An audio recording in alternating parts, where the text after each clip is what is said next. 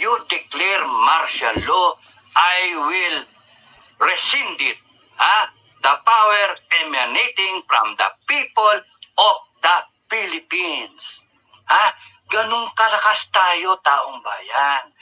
Know where you are. Ito, people of the Philippines, Constitution, ina-anoint natin yan. Tayo nagraratify niyan, wala silang magawa. Pero lahat sila sa ilalim, gobyerno, pinipilit sundin yung Constitution. Babaguhin pa nga no? Ina-undermine pa ng PI. Yung armed forces, nag-sworn and protect to defend, nandito yung armed forces, government, part of government, armed forces, nag-sworn to protect the Constitution. Teka muna, ilagay niyo yung tama. Lagay niyo sarili niyo. Ito tayo. Ito tayo. Nandito lang ako, speaker ninyo. Speaker lang ako.